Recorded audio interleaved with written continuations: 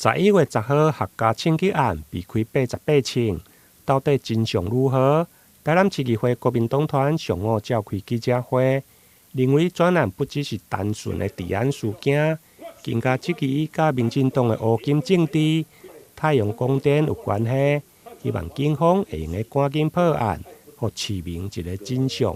大家團體攏要想要甲太陽能面板業者恐嚇殺錢，不管公他各方面的利用，我感覺咱檢察官，你們真的成立專案小組，地檢署成立全國成立專案小組，到今還沒有辦法破案，我個人感覺是咧暗號啦。咱中央甲地院攏知影開成會殺，唔去抓，因為驚影響到市場選舉。我感覺我們司法警察、檢察官，我認為這個時候，我們科責警方、專責機構地檢署，我認為你們要負一些責任嘛。我伫遮，要更加強調，要有作為啦，要有作為啦，你聽有無？袂使吼，逐項攏無愛啦，咱講唔免啦，連迄個開88槍，要甲伊叫來做筆錄20幾日啦。無才調叫來做筆錄，那今仔日若是阮若無做筆錄，團隊就搞啊啦。為什麼台南是一個88槍的槍擊案，到現在那個兇手大家也大概都知道是誰了？為什麼我們不敢去抓他？不敢抓他的原因是什麼？是他爆出更多的一個真相出來嗎？還是怎麼樣？我們都不懂。有嫌犯，有嫌疑犯，有嫌犯了。但是我們警察局卻不敢去動手去抓，到底是什麼原因？這個我們覺得很奇怪。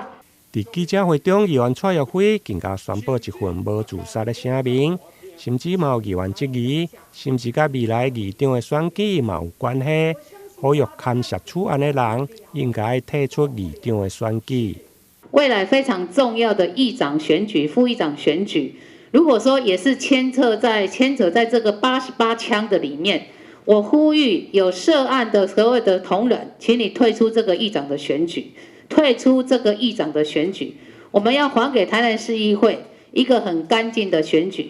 呼籲我們所有想要參選的同仁們，如果這88槍跟你未來的議長選舉也有一些牽扯的話，請你立刻退出這樣的議長選舉。我想大選之後，大家沸沸揚揚，大家非常的高興，大家的當選。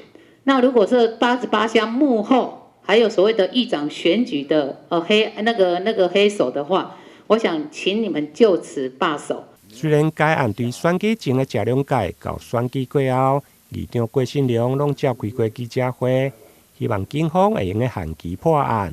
不過礙於偵查無公開，警方嘛未用個對外來說明。對此議會國民黨團嘛希望警方會用個趕緊破案。希望市民一個交代甲真相。台南市民要真相，台南市民要真相，台南市民要真相。台南新聞林根採訪報道。